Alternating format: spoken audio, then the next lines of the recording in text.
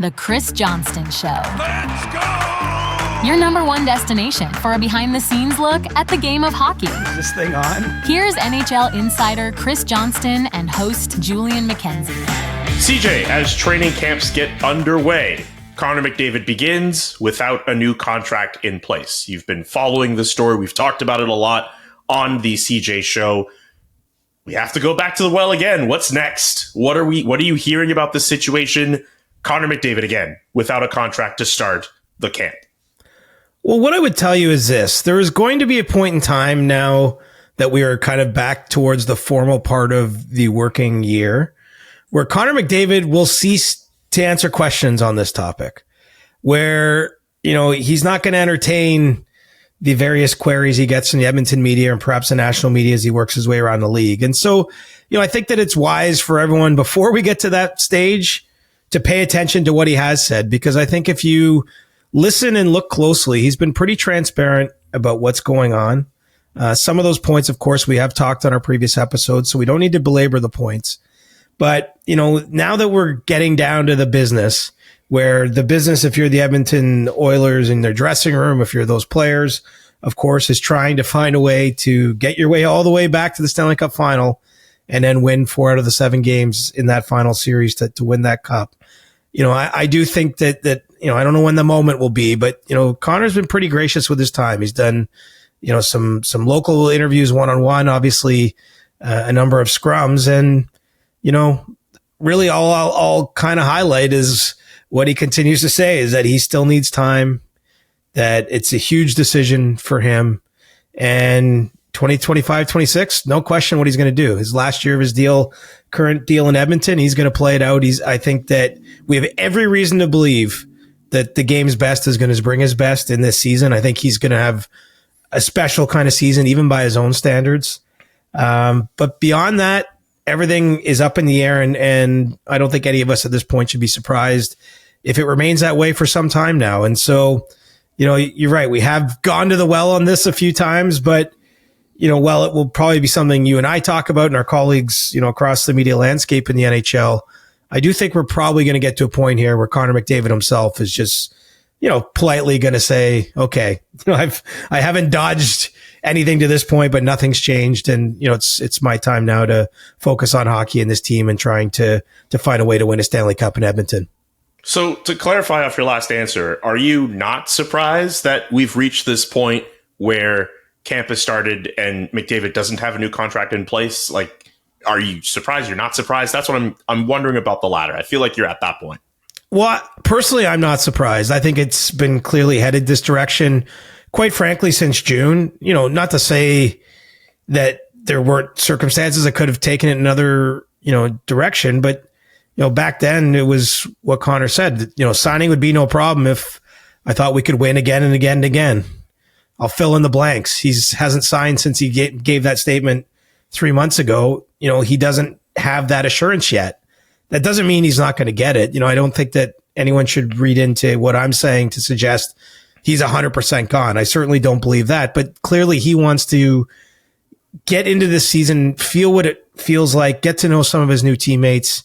Perhaps if this ends up going on for quite some time before he makes a call, see the kind of moves management makes in season. The Oilers, like a lot of contending teams, are starting with this version of themselves, but this is not the version I would expect we're going to see them be rolling out on the ice in March and April and potentially beyond that point. So, that's not to say that he's looking for one trade or anything like that, but, I think that he really does want to take that time to figure out where they're at before, because really the decision he's making, Julian, I mean, it carries like all this weight around the league, right? This is why we focused on it. But he's making a decision about where he plays in 2026 and 2027 and then beyond if it's a multi-year deal. He doesn't have all the information he needs right now to make that call about whether he wants to be or whether he should be rather in Edmonton at that time. So, as much as this feels a little unusual, it feels like, I think that there's some master plan at work. I don't really believe that. I think that, again, he's been pretty gracious with his time and he's been pretty upfront about where he's at. And, perhaps we should all just get a little bit used to maybe hearing less from him on that topic and watching how things unfold in Edmonton. And that'll, no doubt inform in part whatever decision he eventually reaches. But I don't have any reason to believe it's going to be soon, personally.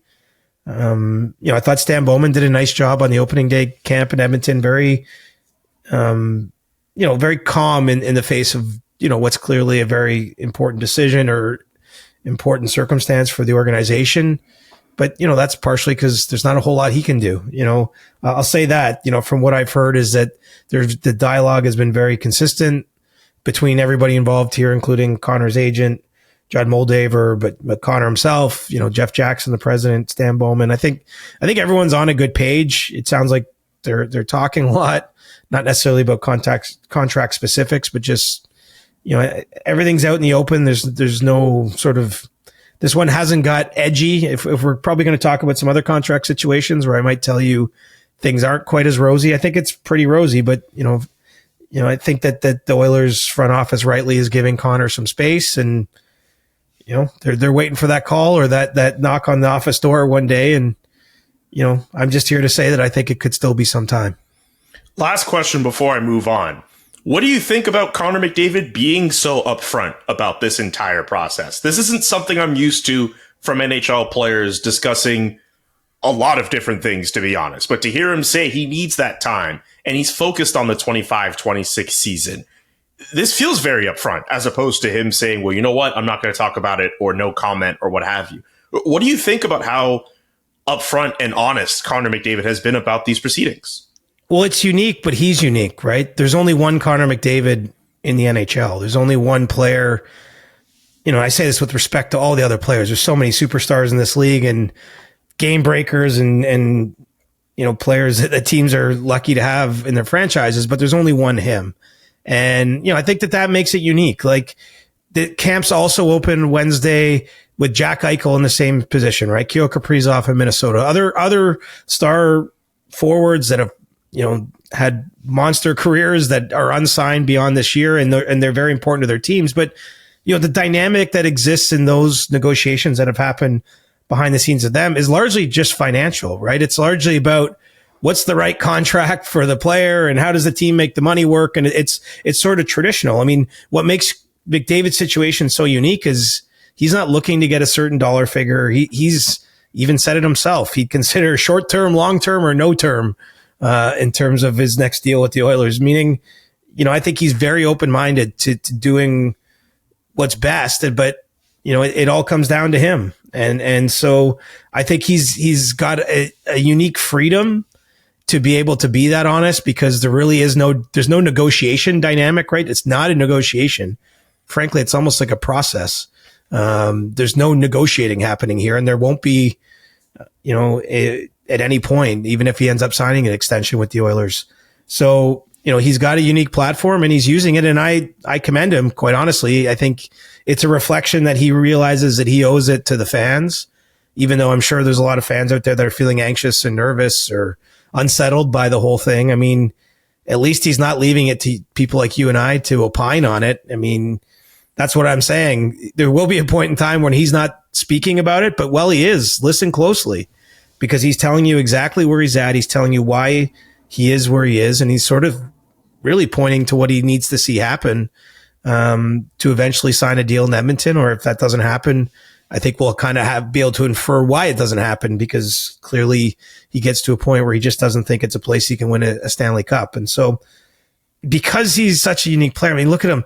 I was looking back the other day. I wrote a little story for The Athletic this week, and because you almost take it for granted. Like, we all know he's awesome, right? But I haven't really delved into the scope of his numbers. But he was a Hall of Famer, quite honestly, by about age 23, in terms of his credentials, right? He's this in this very unique position where everything quite literally for him is about winning. And the Stanley Cup, I'm sure, is the top of his list. I know an Olympic gold medal's a 1B, and especially in a year like this where he finally gets to go to the Olympics with Team Canada. But, he's already signed a $100 million contract in his career, and he's going to make that number and then some again moving forward. So, it's kind of, he's really in a unique position among players. And so he's had a unique kind of approach to this time. And I mean, I think the more honesty, the better. And I think it's better that he's saying this than the rest of us are out there guessing. We don't really have to guess in terms of what he wants and why we've got to this point here today. Okay, we will circle back on number 97 when we have more news and more tidbits to talk about. I want to get to some other players who are looking for new contracts, particularly a group of restricted free agents in need of new deals. Let's start with Luke Hughes in New Jersey. What are you hearing about him? Well, they've talked a lot with him about a long-term deal, and long-term deals can be tricky for a number of reasons for players at that stage of their careers. I mean, there's a lot of projection involved, and then you add in the extra layer of what's going on with the cap now, and I think it ends up being where it can, it tends to be easier, frankly, to bridge a player out of entry level for the most part. We see a lot of players do that, and it's not to say it can't still happen in this case, but, looking at a long-term deal, I mean, you have some pretty reasonable comparisons out there. I mean, Luke Hughes, if you just look at straight production, has outproduced Jake Sanderson through a similar point in their careers, right? And Jake signed the deal in Ottawa, was it 8 times 8.5, if I'm not mistaken? A little under 8, yeah. Sorry, no, a little under 8. Excuse me, a little under 8.5, I should say. There you go. So, it's a big contract, and obviously, Luke would be looking for a deal as his brother Jack Hughes, who plays with him, similar to his deal. And so, I do think that they can get there, but sometimes you get a little stuck. And unfortunately for players in this situation, not a whole lot you can do. If you really don't like the offers on the table, and if the team is sort of staying in the position it's in, miss some time at training camp. And it certainly sounds like at least to start camp there in New Jersey on Thursday, there's no reason to expect that Luke Hughes will be among those in attendance. And, I'll say this, in recent years, we haven't seen a lot of players have long extended layoffs in this circumstance. I mean, William Nylander many years ago, 2018, 2019, whatever that was, went all the way to December 1st, which is the breaking point, the limit of how long you can go. But for the most part, it's only been sometimes days, sometimes a week that a player misses. So, I do think that there's certainly a path here to a resolution, but right now the movement has been kind of slow, and clearly an important part of the Devils' present and future. You're not having those discussions on a long-term deal if it's not someone you like. It almost kind of ironic with all the talk about Quinn Hughes coming to New Jersey to play with his brothers. I mean, only one of his brothers is under contract right now, but as we know, that could change with a phone call. But of the situations, I do think the path to a solution is there. But someone's got to move usually for that to happen. And as we sit here Wednesday night, that move has not happened. Just so I put a bow on this, because I know it's going to bug me, Jake Sanderson, the AAV 8.05 mil, signed through 2032. Details like this bug me, so it's good that I make sure I lay that out. But I'm fascinated to see that Jake Sanderson is comparable for Luke Hughes in this situation here. Well, but on point production for sure, and age, absolutely, and all those things, right? So, I mean, there's favorable comparisons out there. I mean, the next guy I'm sure you're going to ask about is Mason McTavish. I mean, the issue for him in Anaheim, this one is less clear to me because he's got some really nice comparables out there. He's a 22-year-old center. You look over the last 10 years, call it. I just did sort of a basic search. He's got 0.61 points per game. Some of the guys in the last 10 years that have done that at his age include Matty Beniers, Dylan Cousins, had very similar production. Both of those players got about 7.1 million on long-term deals. We just saw Matthew Nyes in Toronto get a $7.75 million contract this summer over 6 years. To this stage of his career, McTavish has actually outpaced Nyes' points per game, by a hair, but still, he's clearly, if you're doing a long-term deal, I think he's got a lot of different cases, and I'm sure there are more than the three I just highlighted, that he can bring to the table where, that's the range he should be in. And, another interesting wrinkle here, to me at least, is that the Ducks have been a team that have really held the line with restricted free agents. We've seen Trevor Zegras, when he was with Anaheim, Jamie Drysdale as well, each, have sort of protracted negotiations and miss a little bit of training camp time. As I mentioned, in this day and age, these things still tend to resolve themselves before it gets too messy or too punitive to the player and the team. But Anaheim has kind of a history or a reputation for not making these things easy. And I think with how productive McTavish has been, it's not necessarily an easy contract, and he, fully understands his value. And wants to be paid fairly. So that's another one where they throughout the summer there definitely were talks on a longer term deal. Perhaps the ultimate outcome here is I think they would explore something shorter, because that can sometimes be easier to bridge when there is a large gap. But because of everyone involved here and the kind of money that's there. I mean, and keep in mind, I know Anaheim is just starting to turn a corner. Like, they had a great second half of last year from where they've been, higher expectations, but they have a lot of younger players that they've drafted in this last number of years. They're all going to need contracts, right? I mean, it was kind of the issue a team like the Leafs ran into all those years ago. I mentioned the Nylander case. I mean, all of that wasn't just about Nylander. It was because they had to do a Marner deal and a Matthews deal, shortly afterwards. And Anaheim has to be mindful of those types of things too. So, that's one, I could see that one going on a little bit longer if I had to guess, how it's going. But, ultimately he's too good a player for them to be missing for too long. And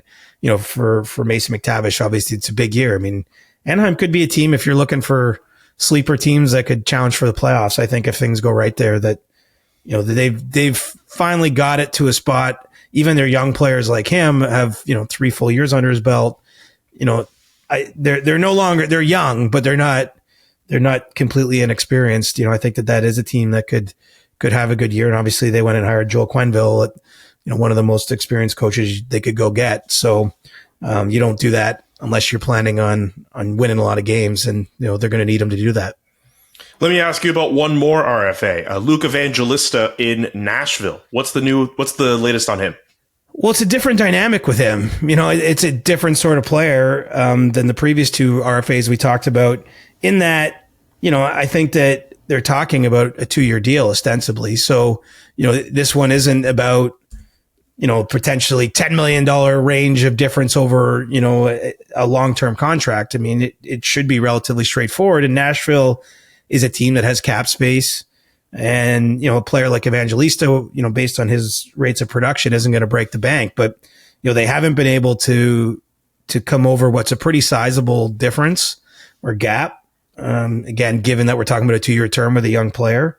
And so this one, I think it's getting, it's a little bit uneasy. I would say that they haven't been able to find a way through that, or from one side or the other to make a move that gets a deal done. And, it feels like a team like Nashville, they need some young players, right? They need to bring along the Evangelistas. They're an organization in that stage of development.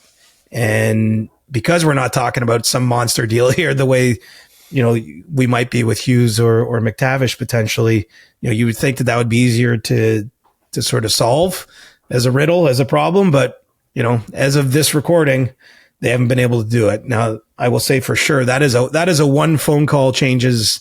It goes from it's not going well to, okay, it's good. And now he's going to be back on the ice. But, at this point, he isn't back on the ice. And that one just it really does feel like, why would that go on much longer? Because, the amounts of money or cap space we're talking about relatively are just not that significant.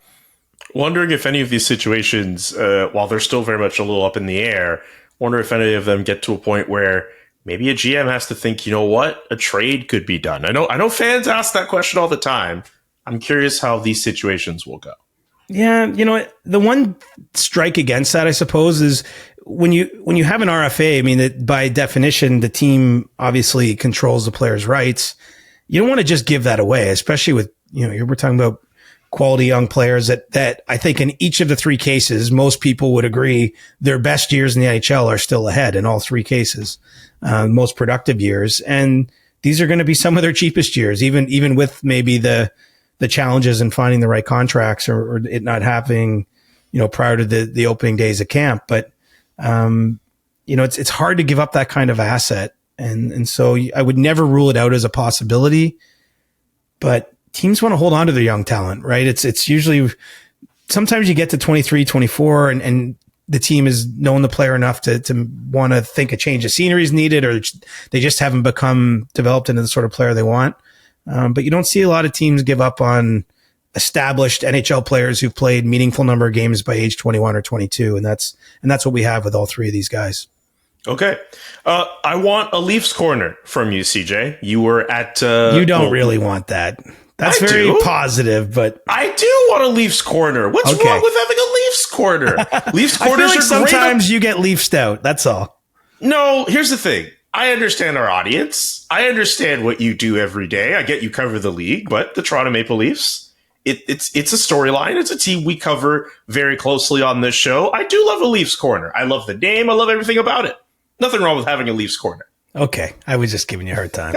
I was down at the first day camp today, so I suppose that's apropos as well. Give me some takeaways from that first day at camp. What did you hear? Tell me some stories. Give me some good stuff. I've been going to Leafs training camps. I should have probably totaled up how many. I don't know the number off the top of my head, but we're somewhere close to 20 or 21, whatever it would be. I was gonna guess 21.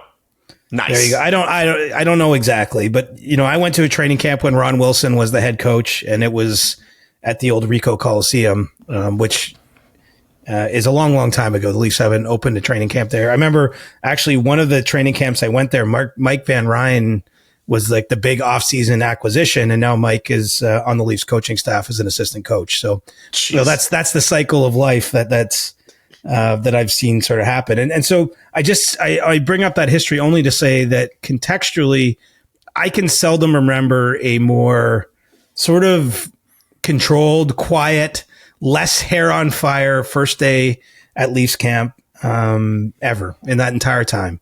And, usually, of course, it's because there's one big story. And probably the biggest story for a lot of my colleagues today in Toronto at Leafs camp was, what does life look like without Marner? And I'm not saying that isn't a story, but that's a story effectively they've been talking or writing about since, June 30th, and perhaps even before, because it was clear that Marner was on his way out.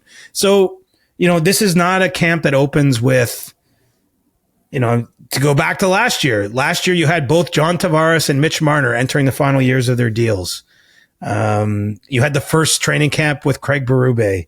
The year before that, Sheldon Keefe arrived kind of in an awkward position because Brad Schliving had been hired that offseason, inherited him as a coach. Everyone could understand, how's that going to play out? You go back even just years where Morgan Riley entered the final season of his contract, or, always there's something that kind of seems urgent and imminent, and you're really curious how the player or the coach or the GM, whoever's kind of in the line of those questions, is going to answer it. We didn't have any of that today. And it makes it maybe a little less good for the content, perhaps, depending where you sit. But there was a noticeably different feel. It was quite relaxed. I think everybody knows what the deal is in Toronto. They're trying to find a way to win still. And they're going to have to do it in a different way now. So, my highest level 10,000 foot takeaway was kind of weird just to be there and not have there be some sizzling, hot take story where, there's a few questioners in the Toronto media corps that might be trying to, get a little dig in with a question. I mean, it was a pretty tame affair. But I don't necessarily think that's a bad thing, of course, for the organization. It might tell us that they're entering a different kind of chapter, a different time, and, doesn't guarantee one way or another what's going to happen even starting tomorrow, the first day on the ice. But it does tell you it just really was a different kind of feel around that place. Kind of sounds a little boring the way you describe it. I mean, I hate to nod everyone to sleep, but it's sort of a little bit what I'm getting at here. I mean, Pierre LeBrun tried to ask a kind of a sneaky, in a backhanded way, question about the Leafs, keeping cap space for next season because of some great players that could be available, obviously with a wink towards, Connor McDavid or Kaprizov, Eichel, what have you. Brad Treliving wisely sort of steered clear of answering that in any meaningful way. Of course, I could tell you the Leafs, like a lot of teams, you operate, with today in mind, but you've obviously got to worry about next season and the year after. And so I think the more and more players that the longer they remain unsigned, teams are at least will want to position themselves in a way that they can be ready to capitalize if there's an opportunity. But yeah, it was not a huge day. I mean, Tree Living did offer something I didn't know, that at the end of last season, he had a real heart-to-heart, candid conversation with Morgan Riley, and Brad shared that Morgan spent basically every day at the Leafs off-season facility. Didn't, he's a Vancouver guy but spent his summer in Toronto, and that they feel clearly that he's in a position to get back to where he's been in the past, because last year was a tough year for Riley, and he addressed that a little bit himself. I mean, if you're a hardcore Leafs fan, that's the sort of thing I think kind of an interesting window into everything. And then on top of that, I've been reporting a little bit here on the Anthony Stolarz extension. That's where I was going to go next. Yeah, and that would probably be the most pressing piece of business, and there is some urgency there. And the main reason for that is Stolarz has indicated to the Leafs that he does not want to do any negotiating during the season. So, these talks that we've mentioned have been going on for weeks in terms of trying to find a contract extension that works. They can continue during camp, but effectively we'll call it a soft deadline. It's not a true hard deadline, but I think that there's a goal there not to let it go any longer than the next 3 weeks. So that's kind of the window to get a deal done. And based on my sense of where things are, I wouldn't be surprised if it came a little sooner than that. I think that there really is a sincere desire here for both sides to get to the right number, get to the right contract, and lock Stolarz up in Toronto. And it's not an easy deal, Julian, because his numbers are elite. If you just go he had the best save percentage in the entire NHL last season. He got a Vezina second place vote, did Anthony Stolarz. But, and it's a big but, because of health, primarily, or age and performance, maybe earlier in his career, he's never started more than 34 games, I believe it is. So it's not as easy to land on a comparable both sides can agree upon, because he can start to draw in players. He's outperformed a lot of goaltenders who signed deals at 4.75 million, purely by save percentage or goals saved above expected, whatever metric you're using. But he hasn't played enough to have it be a true measure. Like, is that real or not? So as much as we can say, yeah, Karel Vejmelka, for example, with Utah Mammoth, signs a 5-year extension in March at 4.75 million. I'm not saying that's an unreasonable ask for Stolarz, but Vejmelka has 350 game seasons in the NHL, 50 plus. You haven't been able to see that from Stolarz, and part of that, again, he missed 8 weeks last year with a knee injury during the regular season, got knocked out of the playoffs by a concussion after that Sam Bennett hit. And so, what the right number is I think a little trickier for everyone to find, but, it does seem like I think everyone's speaking the same language. The question for me, as I mentioned previously, I think that 3 to 4 years is a term that is going to be appealing to the Leafs. But, you have Kevin Lankinen and that Vejmelka deal were both 5 years. Now, those players are a bit younger as well. I mean, there's all this series of trade-offs that happen in negotiation. But long way of saying, everybody understands that there's a real window here to get it done. I think they want to get it done. And, Brad Treliving himself said today, unless, basically, I'm paraphrasing, he expressed a high degree of confidence they're going to be able to sign Stolarz, which, would lock Stolarz and Joseph Woll in as a Leafs tandem for at least the next 2 seasons. That's a pretty good tandem to have between Stolarz and Joseph Woll, who, if memory serves, he played 42 games last year. Speaking of Stolarz not playing more than 34 games. It's a pretty good tandem to have. And I can't remember where they were team save percentage, but it was in the top third of the league. It was, I would say it was a strength of the Leafs last season. And in fact, if you were looking for areas where things might take a step back, like both those guys could play well again, and they might take a step back in that area because that's how good their goaltending was last year. Good to great, I'd say, during the regular season. And there's risk with signing a 31-year-old goalie, which is what Stolarz is, turning 32 in January. But potentially, if maybe this is a season he can get through it and play more games and be healthy. And, he also was the goalie of record in that playoff series against the Ottawa Senators. don't have to remind any devoted listeners or NHL fans, the Leafs have not won a lot of playoff series in the last 2 decades. That was one of them. He was in net, and he had a good regular season, great regular season. So, usually when you have two sides that are this focused on getting something done, it happens. But, the Leafs probably are going to have to bend a little to make it work because, he is that age. Like there's just going to be some risk in this deal. And I think the Leafs are going to have to make sort of a calculated gamble and take that risk if they're ultimately going to sign him.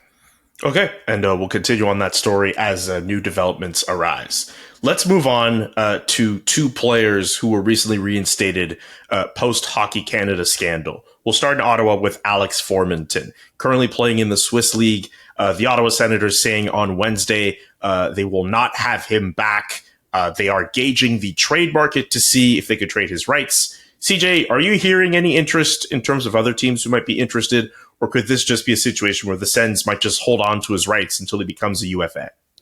I think it's a little too soon to say. The Sens control his rights through July 1st, 2027. So if he's going to return to the NHL before then, presumably it's through a trade. And in this case, a trade could be as simple as for future considerations. It could be them just transferring his rights to another team and getting nothing back. I mean, I don't see him as an asset. Like, I don't think anybody should be viewing this as, the Sens are going to benefit for it. I think, when you were there, I should actually really turn it more to you, like in terms of what your read was on what Steve Saos had to say. But, when he says he wants a fresh start, you just get the feeling neither side really wanted a reunion here. And the Senators right now are the only team that can actually sign him because he is a restricted free agent. Yeah, I got that sense too. Just the fact that he hasn't played on this team in 3 years. Obviously, different management in charge last time he was on the team as well too. Steve Saos had mentioned he had spoke to Formenton's agent in the last couple of weeks about the situation. Didn't talk to Alex, but talked to his agent.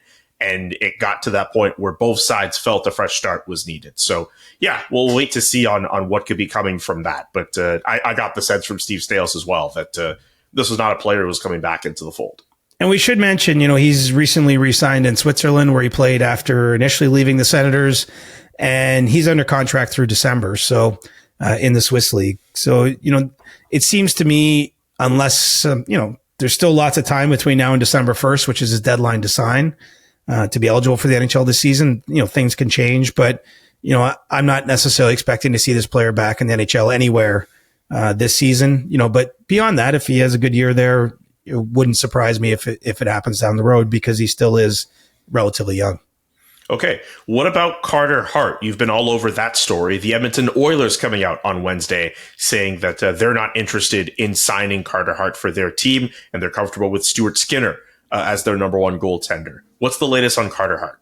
Yeah, Daniel Briere in Philadelphia said the same, which won't surprise our listeners because we mentioned this on the pod a couple days ago that neither of those places, even though Carter is from Edmonton and obviously played for the Flyers earlier in his career, he's got ties to those places, but I think, a fresh start for him in a lot of ways makes sense. And what's unique about Hart's spot is, look, I don't think anyone can say with confidence what he's going to be in the short term.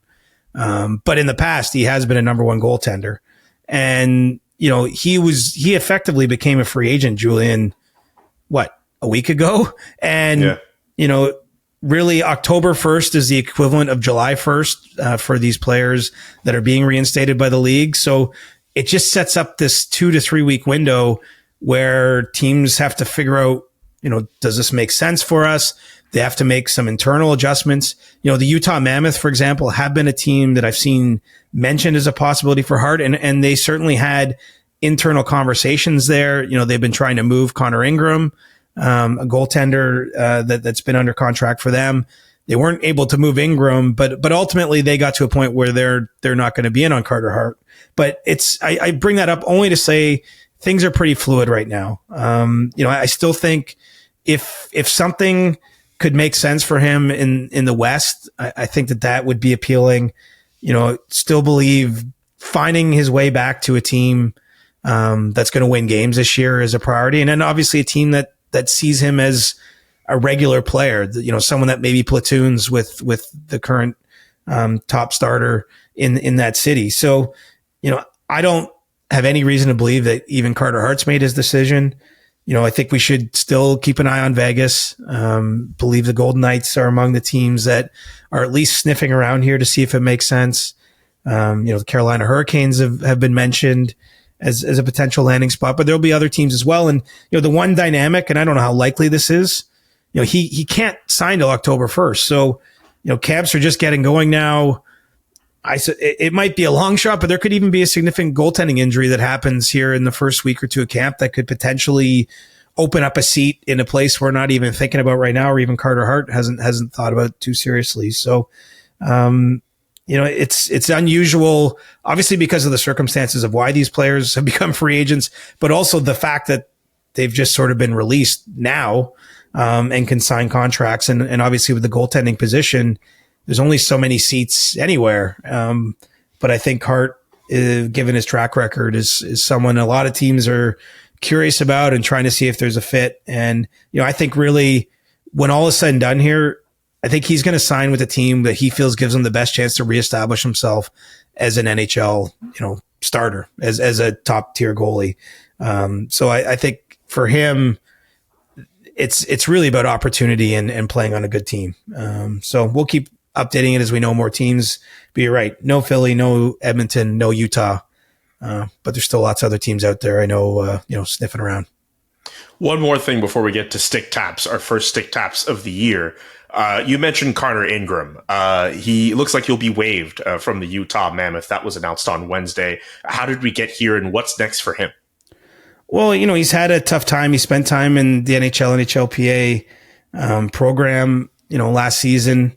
And, he's playing on, a contract that, significant enough contract that when you're not sure, it's a hard one to trade at this point in time. And so, Utah did look to move him, wasn't successful in doing so. And so the current plan now, as I understand it, is for the Mammoth to place him on waivers as soon as the regular waiver period begins again.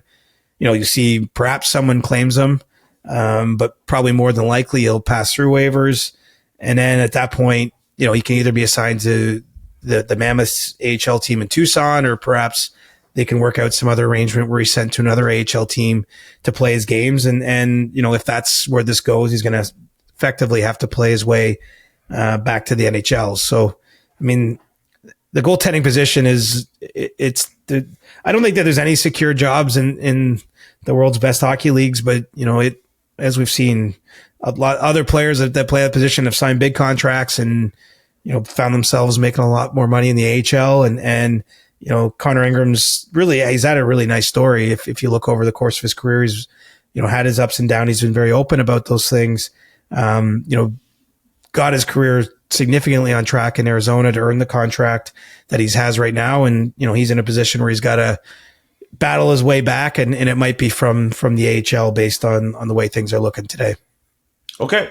And with that, it's time for stick taps for the first time this season for us on the CJ Show.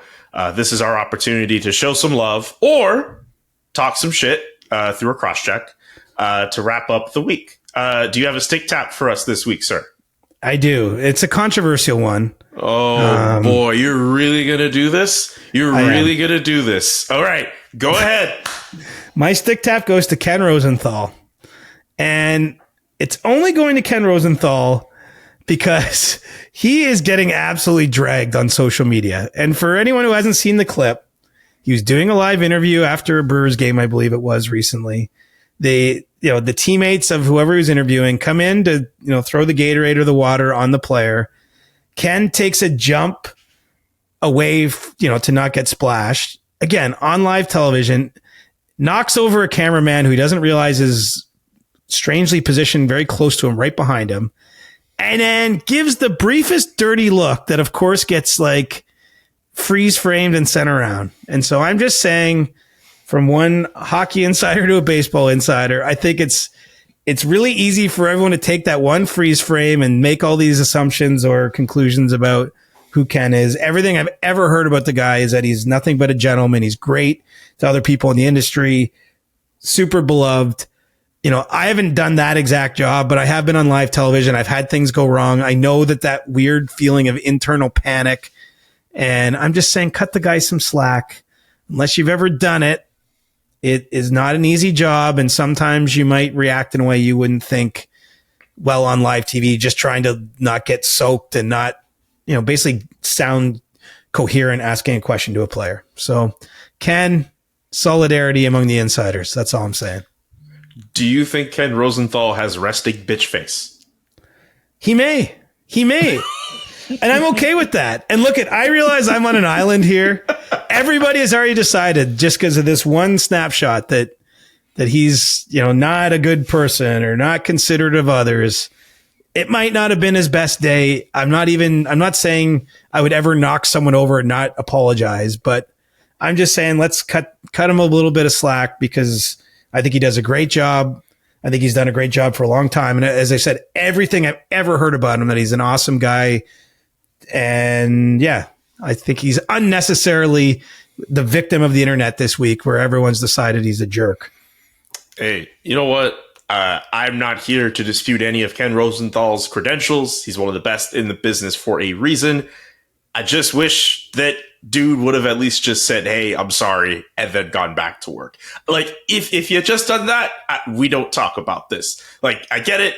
You're in the heat of the moment. You're thinking, like, all right, I got to do this interview. The game's over. I would have been okay with that. It's just, I'm sure he realizes he does look like a little bit of a jerk when he's staring down the cameraman who's standing right behind him. It's an all-time legendary photo. So it's cold. It's pretty cold. And I don't think anyone was hurt in this either. Like, we should be clear. Like, I hope not. I think it was a pretty harmless set of things that happened, but I don't know. I just don't like seeing how quickly everyone's looking to tear everybody down. That can go in all kinds of directions, but I'm just saying, I got a small platform here and I'm using it to say, Ken, I got your back, buddy. You put up the hashtag Team Rosenthal. Team Rosenthal. Jesus. All right. Ken Rosenthal. Of course, the first Tic Tap of the year. Very controversial. Mine is going to go to Jabril Toure, the Senators prospect who wore a do-rag during a prospects game last weekend. I know there's been a lot of people online the last few days who have reacted to it, and a couple of people who have been wondering, well, why is this such a big deal? Considering the nature of hockey, considering the small amount of black players who play the sport, it's pretty cool to see something like a do-rag, which is very much a staple in black culture, show itself in hockey. It's something that's worn to maintain moisture and protect certain hairstyles, and that's exactly what Jabril was doing in that moment. And to see people kind of say a lot of racist stuff the last few days, that's been a little disappointing. But at least on the onset, it was actually pleasantly surprising to see a lot of positive reactions and comments from people, even with some of the people I spoke to, like Devontae Smith-Pelly and George Larocque. I think they were surprised themselves to see the reaction. And now there are fans who wouldn't normally pay attention to the National Hockey League who all of a sudden want to buy Jabril Toure's jersey. I think it's a really cool story and just another sign that, there's a lot of work that needs to be done in terms of making hockey more diverse and more inclusive. But I think moments like that go a long way, not just with other young players who want to make it into the NHL, but young players who are playing in minor leagues and beyond. So I give him a stick tap. Yeah, and you did a great job telling the story and contextualizing sort of the history of what that is. And I'm with you, man. Look, it's sort of like one small step, right? It's like another thing. And, I always think back to being a kid, just loving the game when I was a kid. There's maybe some different kids out there that look at that and like, oh, they can relate to him in a way that they can't maybe relate to other players. And they see that as an avenue into the sport. I mean, where's the harm? What's the bad? I mean, good on you, Jabril. All right. That's going to do it for today's edition of the CJ Show. Get your questions in for the next Ask CJ at the start of next week. CJ, great work as always, my man. We're back, man. Camps are on. Let's go. The Chris Johnston Show. Follow Chris on Twitter @ReporterChris and follow Julian @JKA McKenzie. The Chris Johnston Show.